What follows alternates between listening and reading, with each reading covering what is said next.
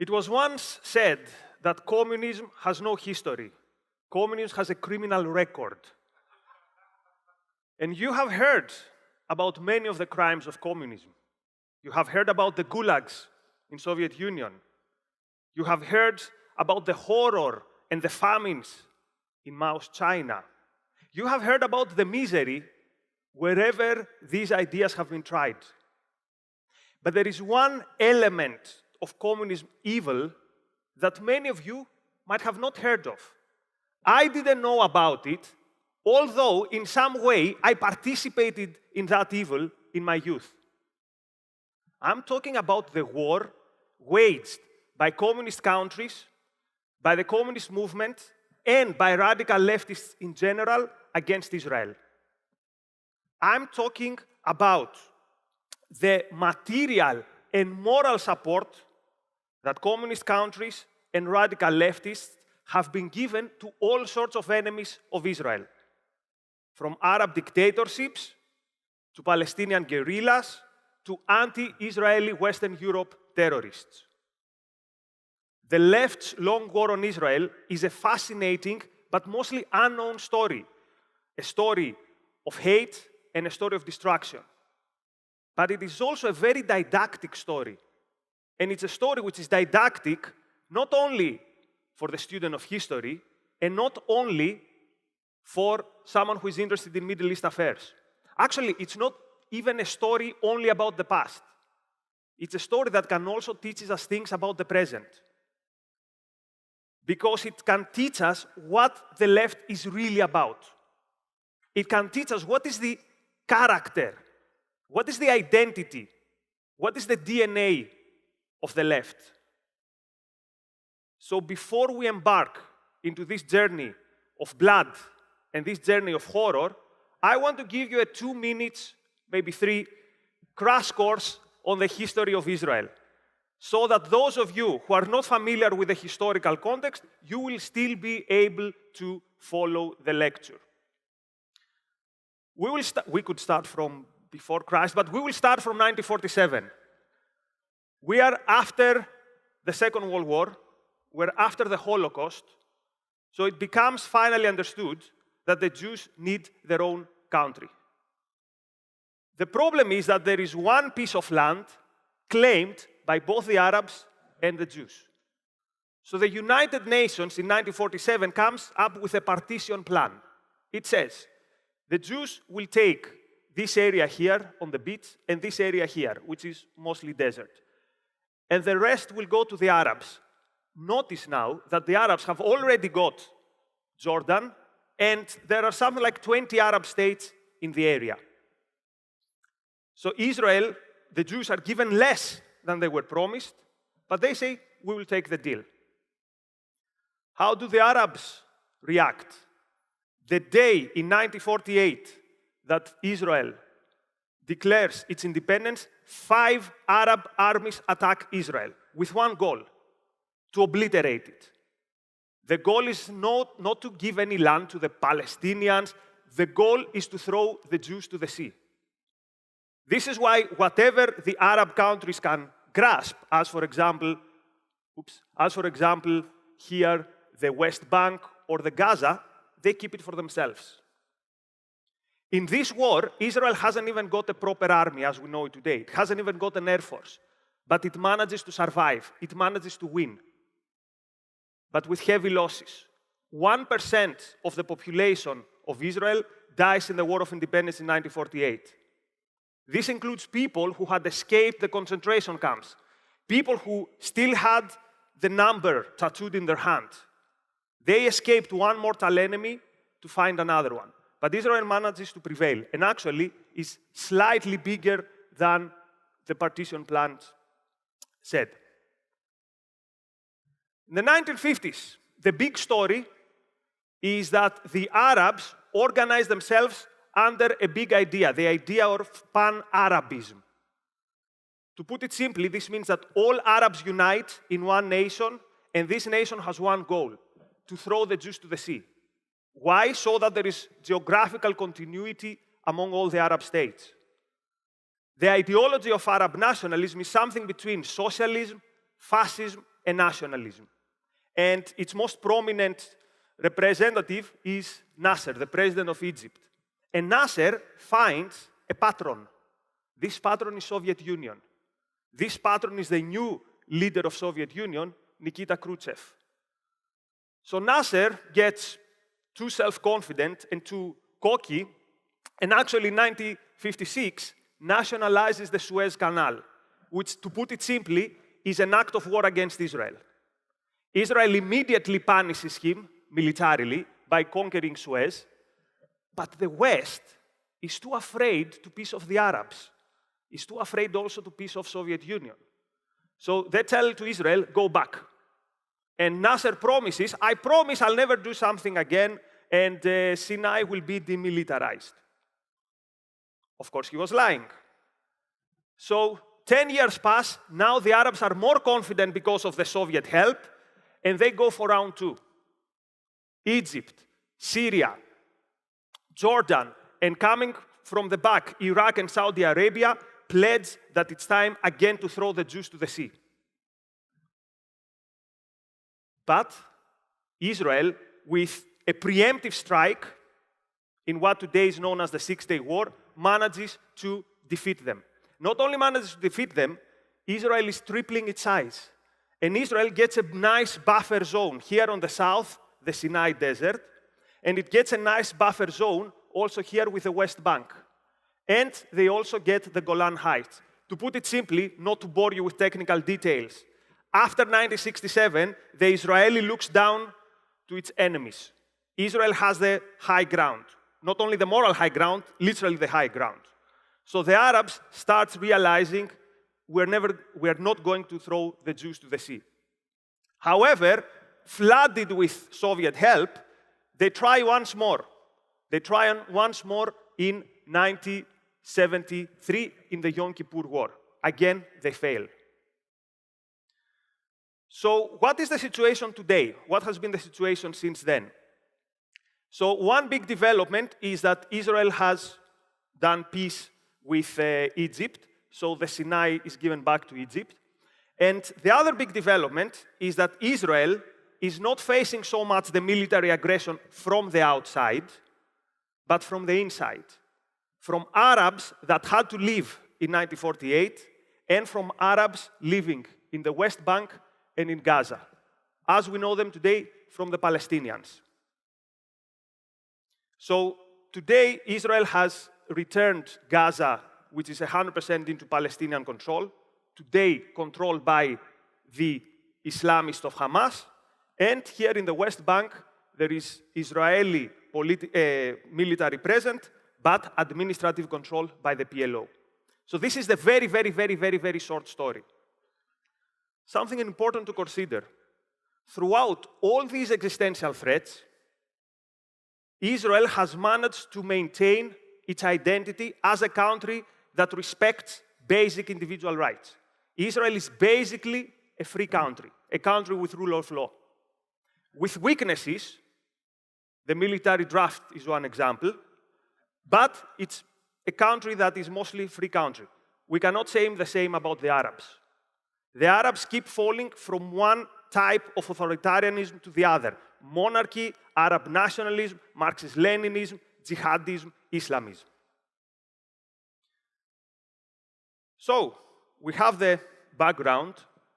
So let's get back to our story. What has been the role of the left into this titanic struggle? We will start from 1967. Now, 1967 is a defeat for the Arabs that is very difficult to swallow. Remember, they were preparing to throw the Jews to the sea, and instead, Israel triples its size. But this is not only a defeat for the Arabs. This is a huge defeat for the prestige of Soviet Union. Imagine you have a patron state, and this patron state humiliates itself. So immediately after the end of the Six-Day War, Soviet Union says, never again. Our clients will never going to be humiliated again. So they double down their support to the Arabs. They sent some of their best personnel. They sent decorated marshals, their best military experts. And they sent 75,000 tons of military support. It's difficult to imagine what is 75,000 tons, so imagine 3 cargo ships, the ones that are the size of a neighborhood, with guns, with rockets, with supersonic jets, and with tanks. The goal, all of these should be aimed against Israel. The Arabs make use of this help very quickly. So from 1969 to 1970, we have the so-called war of attrition, which is low-level battles between the Arabs and the Israelis, mostly because the Arabs want to get familiar with the Soviet technology to prepare the next round. During that time, 20,000, at least 20,000, Soviet personnel serves in Egypt. Soldiers, experts, special forces, and pilots. Actually, in 1970, Soviet pilots get in direct confrontation in dogfights with Israeli pilots. Today, if you visit outside Moscow the Air Force Russian Museum, you will find an Israeli helmet. This is the helmet of the pilot in the first Phantom, the American airplane that the Israelis were using, the first Phantom that the Soviets took down. So being confident again from this Soviet help, in 1973, the devastated 6 years ago Egyptian and Syrian army now is confident again to attack Israel. Israel manages to survive, but with very, very heavy losses. So the takeaway of this period is, in its battles for survival, Israel did not only face the Arab countries. Israel also faced the Soviet Union. Israel also faced its allies. Now, one could pause me here and say, okay, Nikos, who cares? So we already know Soviet Union is bad. We already know this was the Cold War period and weird things were happening in Cold War. And also, the Soviet Union is not the same as the left.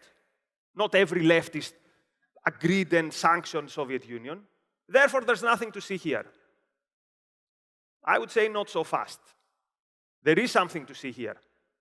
First of all, the support of the Soviets to the Arab regimes show us the complete disdain that the Soviets had for any form of morality. Not only a disdain of morality for their enemies, but also for their supporters. Because while the Soviets were supporting Nasser and Syria and Iraq, the communists within Egypt, Syria, and Iraq were perishing in torture chambers. Imagine that.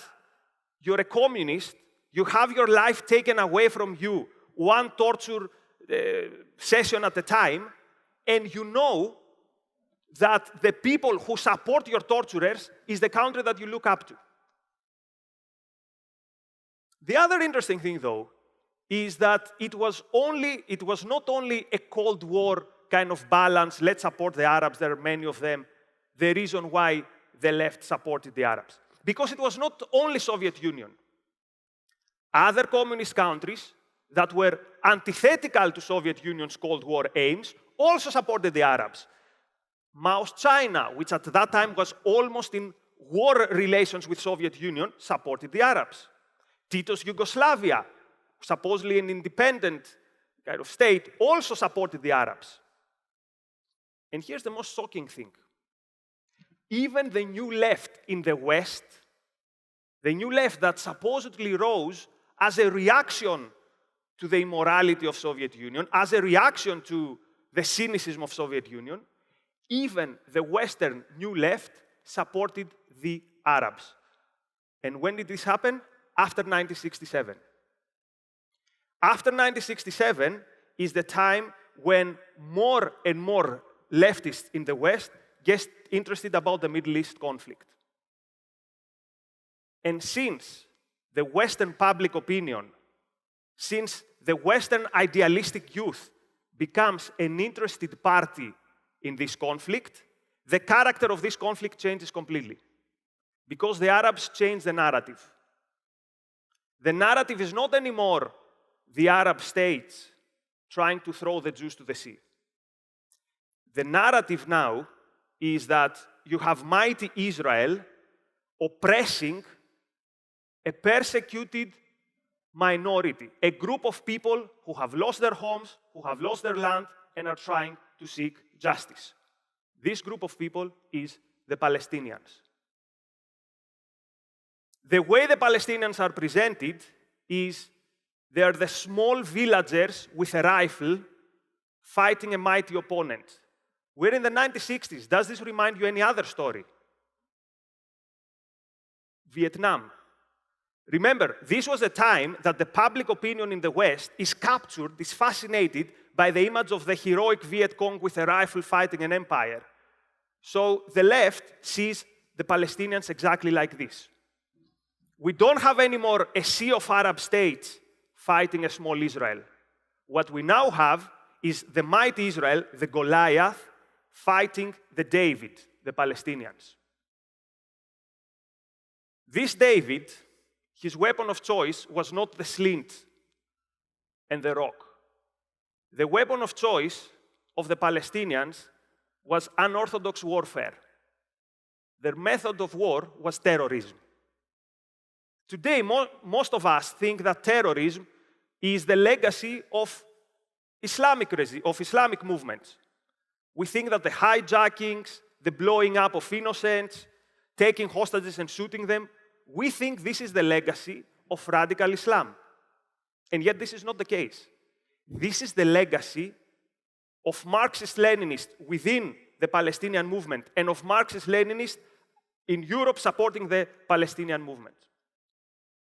Actually, a KGB general, a guy called Alexander Sakharovsky, boasts that he was the first one who came up with the idea of hijacking airplanes, and he passed the know-how to his Arab friends.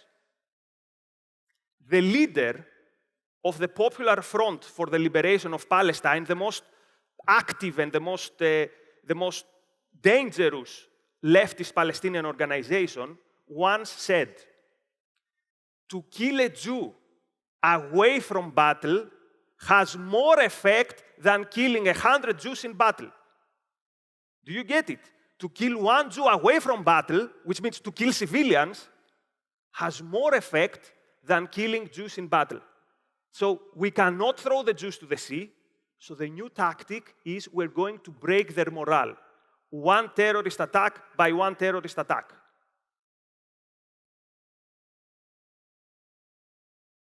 So in its terror war against Israel, the terrorist attacks were organized, perpetrated, and sanctioned, and whitewashed by the international left. I could give 100 examples. I will just give 3 that are particularly horrific and particularly memorable. In 1974, we have the Malot massacre. Malot is a town in the north of Israel. 3 Palestinian terrorists occupy a school and machine gun 22 children at point blank. 22 children. And to be sure that the work is done, they also throw a grenade to them. Who were these 3 Palestinians? They were members of the Democratic Front for Palestine, a leftist group with very strong ties in communist countries. And even after the massacre, this group was treated in the communist countries like celebrities. In 1972, we have the massacre in Tel Aviv airport, one of the worst terrorist attacks in the history of Israel, organized by a faction of the Popular Front and perpetrated by 3 Japanese terrorists. Japanese terrorists. What would the Japanese do in the Middle East? Well, these Japanese were members of a group called Japanese Red Army. They were Japanese communists. If you were a leftist, if you were a communist, no matter whether you are in Latin America, in Japan, in Africa, in Europe, the war against Israel is your war. 1976, we have a hijacking of an airplane leaving Tel Aviv, organized again by a fraction of the Popular Front, and part of the hijacking were some West German radical leftists, the revolutionary cells. Notice the symbolism. First time after the Second World War, you have Germans pointing their guns to Jews, merely for being Jews. But this time, they're not Gestapo officers. This time, they're not SS. This time, they're German leftists. The question that rises here is, how can people who machine gun children at point blank and who blow up airplanes and hijack airplanes, how can these people be presented as the good guys? How can it be that these people have the image of the freedom fighter? Where if you're a popular front and you have the whole propaganda mechanism of the international left by your side, you can literally get away with murder. Since 1967, Israel has experienced the equivalent of 3 9/11s. This would never have happened without the support, moral and material support of the left. So the big question here is, why? Why does the left have such a hate for Israel, and why does the left have such a support for the Arabs? Because if you think about it, the leftists siding with the Arabs should raise your eyebrows. Because what are the professed values of the left? Democracy, secularism, workers' rights, and with the new left, women's rights and diversity. Where are you more probable to find these things? In Israel? In Israel of the kibbutzes, the communal property? In Israel that had a quasi-socialist economy for big parts of its existence? In Israel where the trade union is one of the strongest institutional players in the country? In Israel that has the only and obviously biggest gay pride in the Middle East? In Israel that had the first female prime minister in the Western world? Or in the Arab regimes of the torture chambers, of the dictatorships, where minority rights and women's rights are a joke, and where workers' mobilizations are met with tanks and real bullets? So the left support for the Arabs cannot be because of political alliance. Could it be that it's because the left is anti-Semitic? This is a very popular explanation. I think no. And here's a very simple thought experiment. If Israel was not a Jewish state, if Israel was a Christian state, do you think the left would have any different approach to the Arab-Israeli conflict? I think not. So if we want to understand the left's loathing of Israel, and if we want to understand the left's support for the Arabs, we need to move beyond politics. And we need to find ourselves at the field of morality. Because remember, when do most of the lefts turn their back to Israel? In 1967, when Israel triples its size and when Israel becomes stronger. This gives us a prism to understand what is happening. And what is happening has been explained by my colleague Elan Journo, who talked about the underdog principle. The underdog principle. What does the underdog principle mean? It means that in a conflict, we always support the weakest, neediest, most suffering side. No further question asked. When Israel was weak, Israel was tolerated. Now that Israel is strong, and definitely stronger than the Palestinians, Israel is loathed. And actually, if you think about what is today's most dominant morality, you can understand a lot about the conflict in the Middle East and how not only the left, but Western public opinion approaches it. Israel is the startup nation. Israeli culture is about creating, about business, entrepreneurship. There are shopping centers. There are nightclubs. Are these moral endeavors? At best, they can be tolerated, but definitely they're not virtues. But what about the Palestinian? The Palestinian is weak, and the Palestinian is willing to die for something bigger than himself. Now, this something bigger than himself could be an authoritarian regime or could be a theocracy. But who cares? He's weak, he's willing to die for something bigger than himself. We support him, no more questions asked. This underdog principle, then, can partly explain the left support for Israel, but not fully. Because remember, many leftists and many communists were supporting Israel even before 1967. There were no occupied territories then. There was no wall. There was no, quote, apartheid. There was nothing. So here's my hypothesis. Could it be that many on the left support the Arabs against Israel out of envy for Israel? What is envy?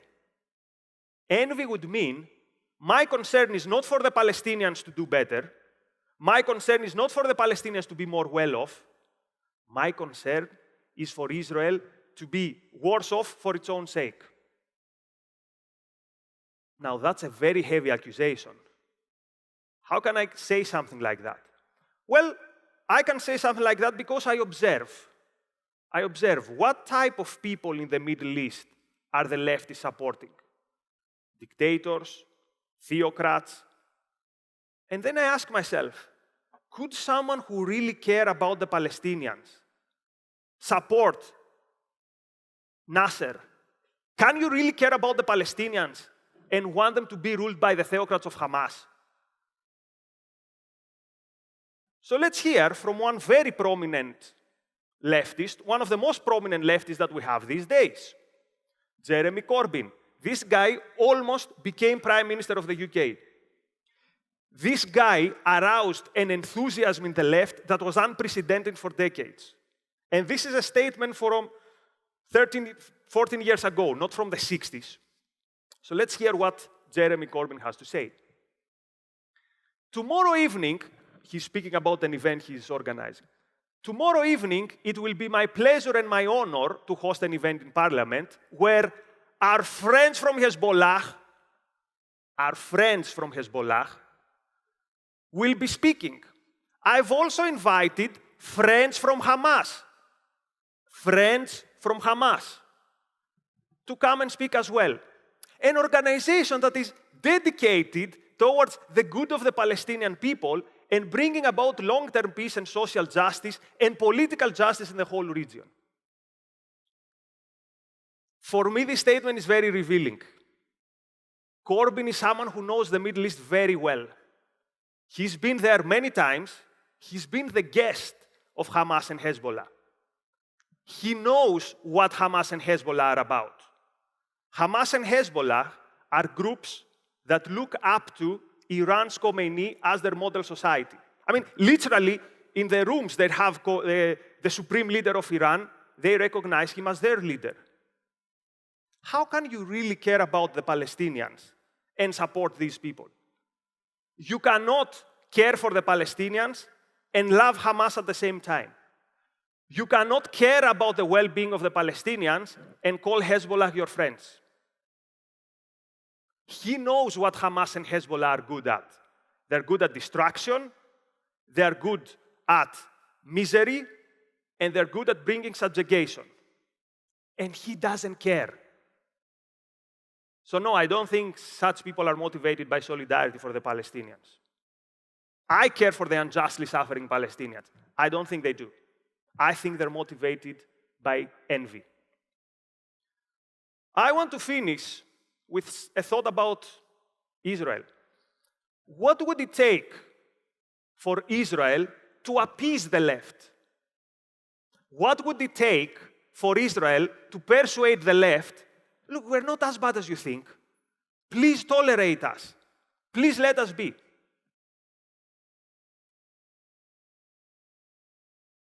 For the left to tolerate Israel, one thing should happen. Israel to become more equal with the Palestinians, more equal with the Arabs. There are two ways to make Israel more equal with the Arabs. One way is for the Arabs to become more well-off. One way is for Arabs to get on board the ideas of freedom, the ideas of capitalism, the ideas that made Israel the stronger part. Of course, the left would never accept that. But also, there's another way Israel could become more equal with the Arabs. And that would be Israel amputating itself. So here's an example of what the left would consider a fair solution to the conflict. Let's see the first and balanced and compromise solution. So, we've heard it many times, the left saying the Israelis should stop the blockade of Gaza. Again, Gaza is this piece of land, and because it's controlled by Hamas, it's under blockade. So let's leave Gaza, have free trade. Obviously, the only party with which they're interested in having free trade would be Iran. Let's also leave the militias in Gaza be able to roam around Israel. After all, the blockade of Gaza is inhuman. What about here, the Golan Heights, right? The Golan Heights are occupied by Israelis, and I told you they're of huge importance because it's the higher ground, and now that Israel occupies it, Syria cannot easily attack. Let's also return the Golan Heights to Syria, because that would be fair, right? So this would mean that here in the Golan Heights, you would have tanks by Assad, you could have Russian army, maybe some Wagner mercenaries, because I know that these are the people who play ball in Syria. And what about the West Bank? Isn't it unfair to have an Israeli occupation there? So let's return the West Bank to the Palestinians, and let's also have free elections in the West Bank. Who would win this election? Hamas.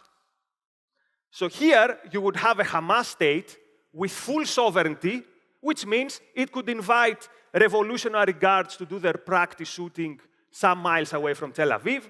It could also invite Russian artillery. I mean, it would be a free country, whatever. They can do whatever they want. This is what the left would consider a fair compromise. This is what the left is asking Israel to do. In other words, the only way for Israel to appease the left would be for Israel to commit suicide. Thank you.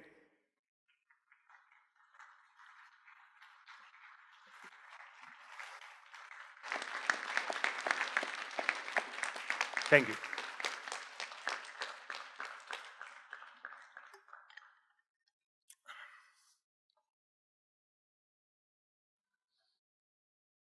Thank you. I came late, but I listened to you on my earphone in my room. That is very sweet. Thank you. Someone told me he's listening to me in the gym, so yeah. Related to your topic, I wanted to recommend a book by Leon Uris. It's called The Hajj. The Hajj.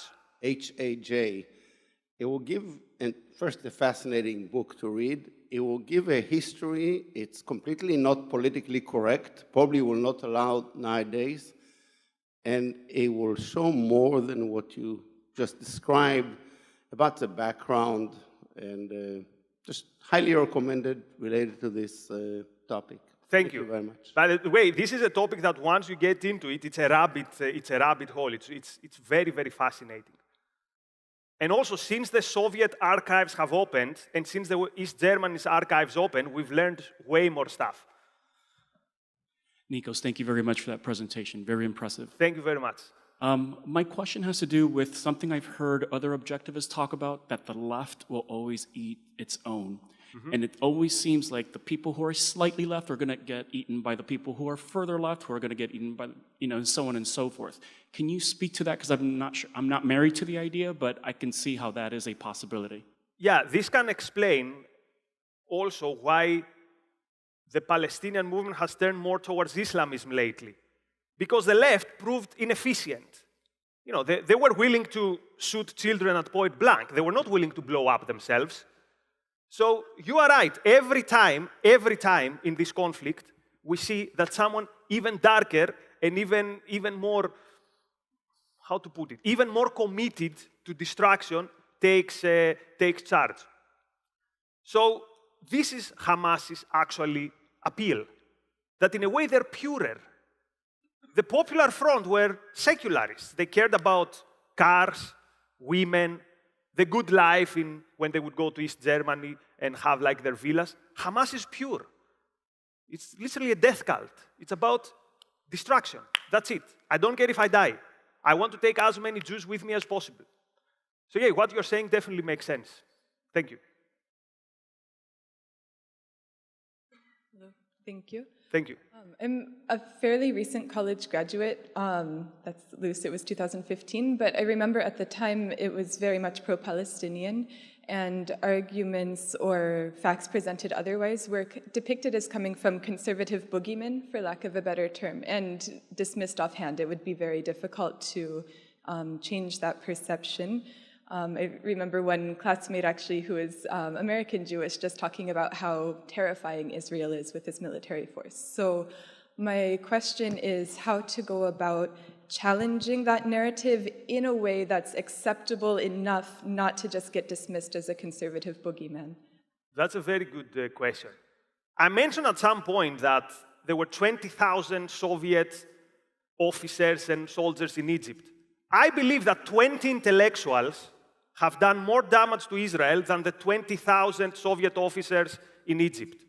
Because they've created exactly what you described, an atmosphere where if you dare to question that Israel is the bad guy, you are in academia, you are a pariah.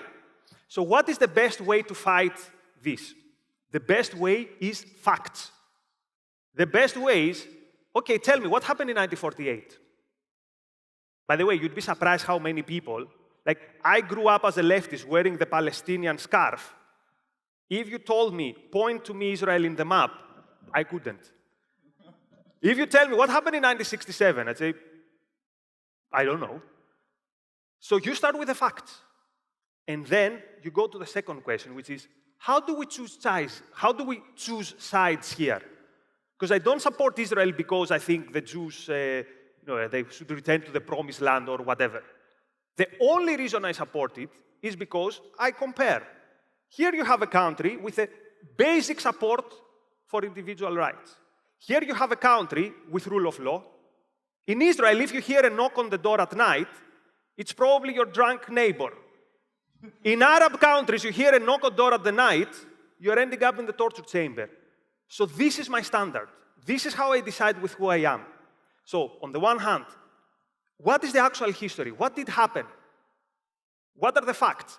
And also, how do we evaluate them? What is the standard through which we decide in which side we are on? It's a very difficult battle. It's an uphill battle, particularly in academia. Thank you very much. We have a question from Dennis.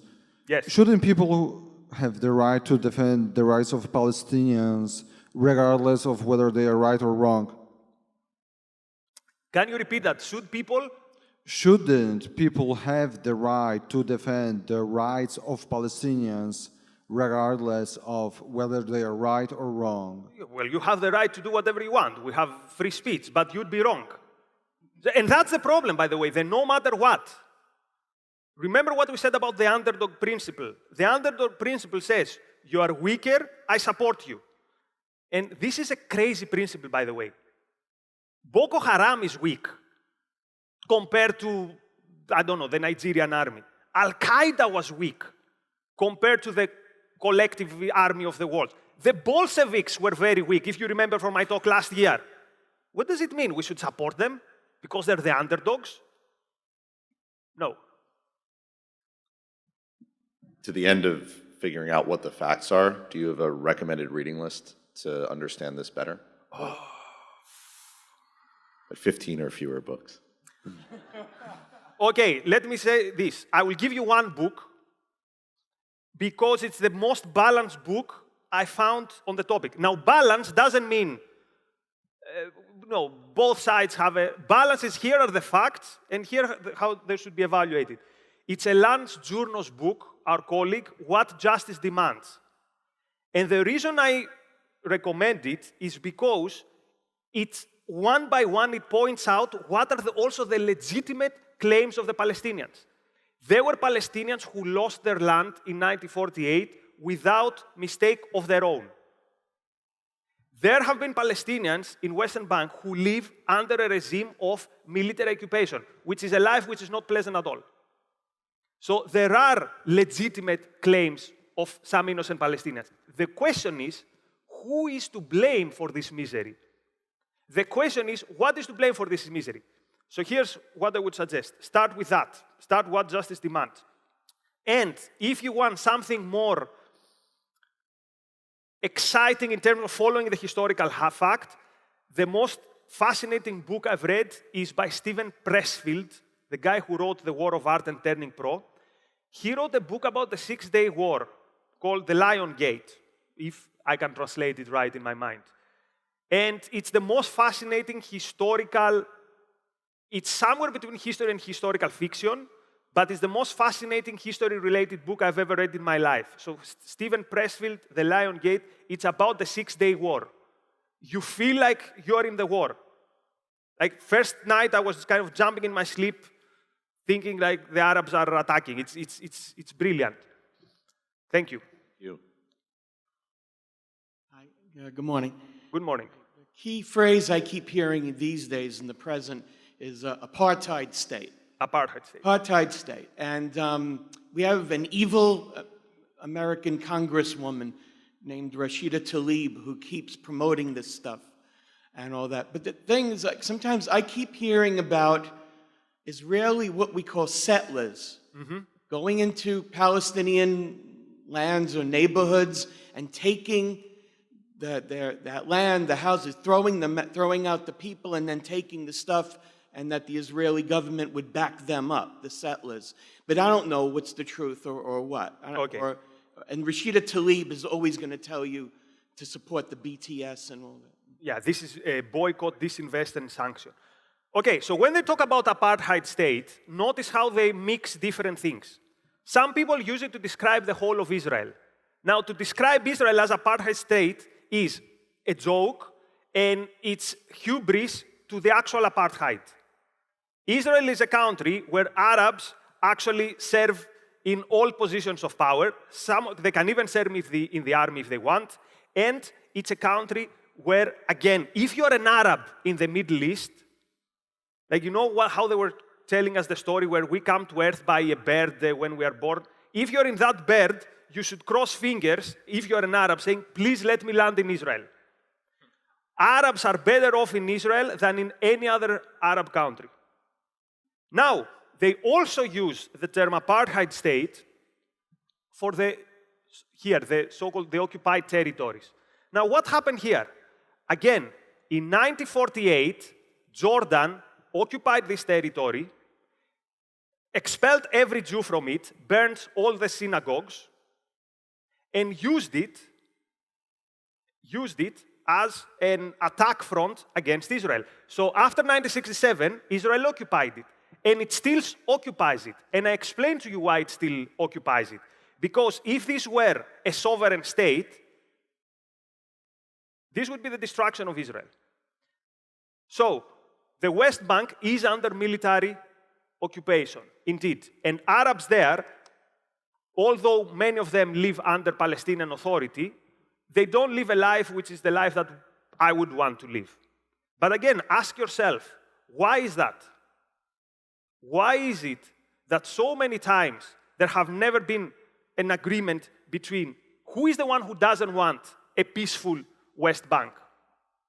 Which ones are the groups who say from the river to the sea, which again basically means throw the Jews to the sea? So no, I completely reject the idea of an apartheid state. If it is used for Israel, it's a joke. If it's used for the West Bank, it's using a term that knows that will arouse strong feelings on a context which is completely different. So I consider it an illegitimate term. Thank you, Nikos, for a fabulous talk. Thank you. Two things I think it's important to mention. First, the terrorist attacks were a thing long before a real Israeli nationalist movement. We can mention the riots of 1929. Of course. Arabs just murdered and expelled the whole Jewish population of Hebron. And another thing, who was the Palestinians or Arabs' best friend before the Soviet Union? Adolf Hitler.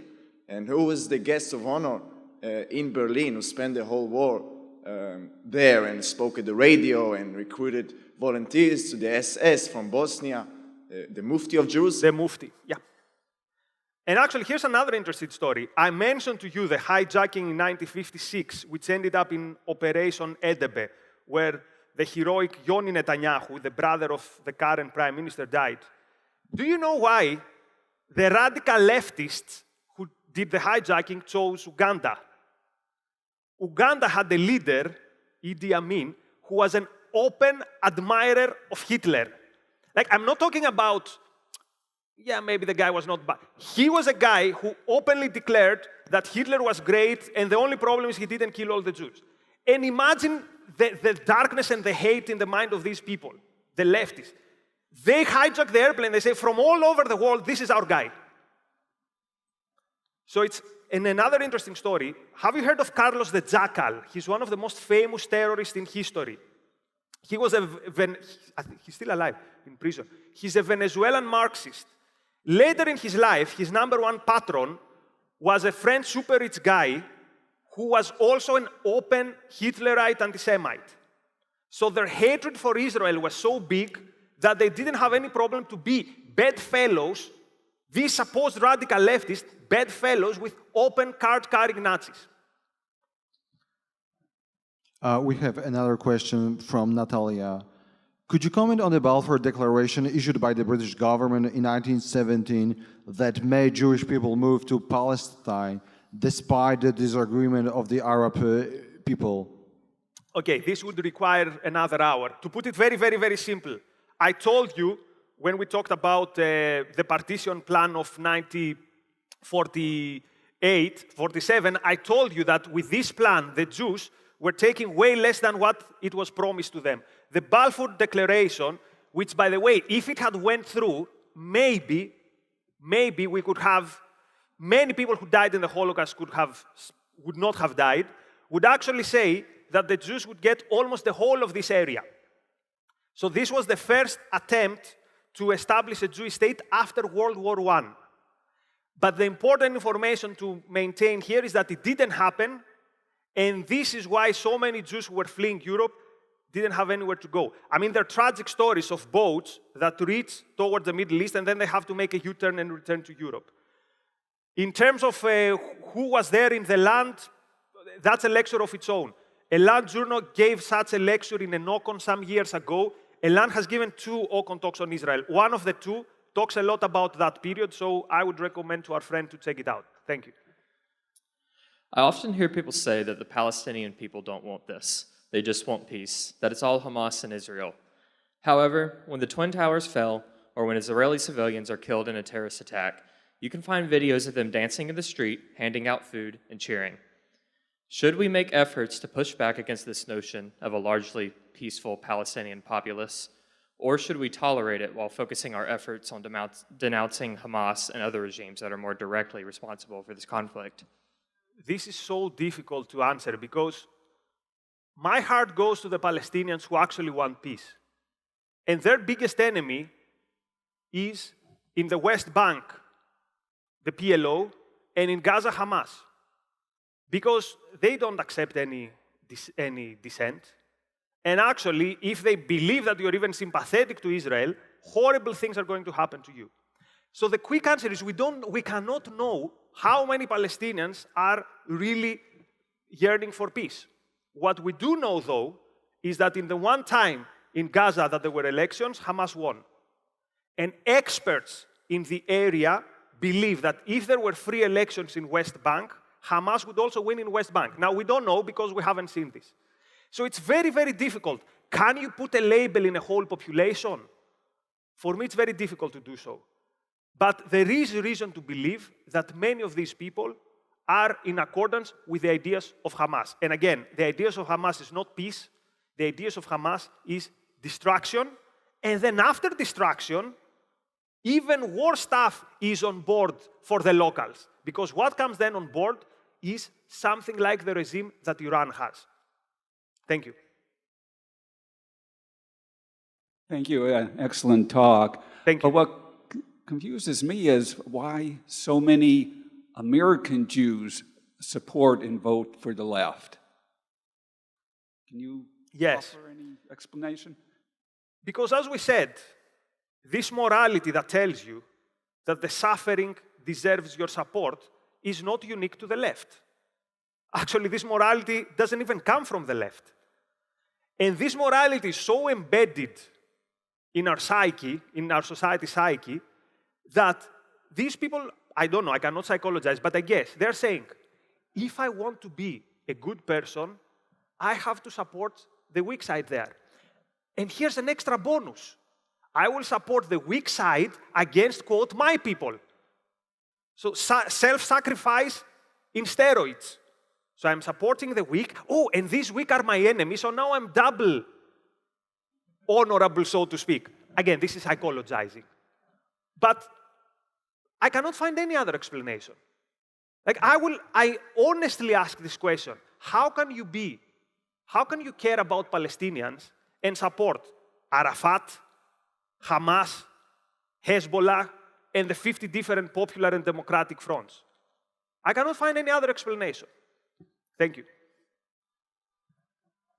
Hello. Hello. Thank you for a great talk.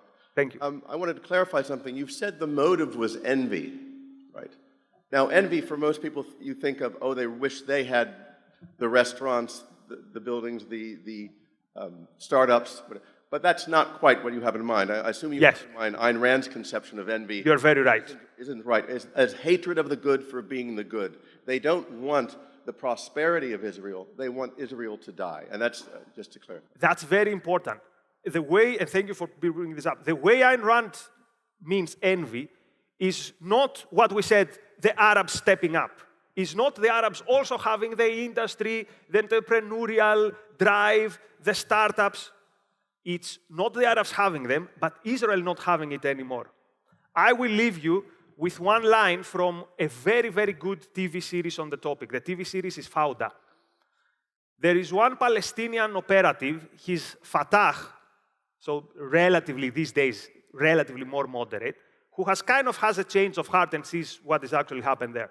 And he takes his young, idealistic means fanatic son, somewhere close to the beaches of Israel, and he shows him the skyscrapers, and he shows him the big kind of achievements of Israel, and he tells him, here's the reason why we'll never be able to defeat them, because they want to live. So envy is not, we also want to live. Envy is, I recognize these people want to live, and I don't want them to live. Thank you.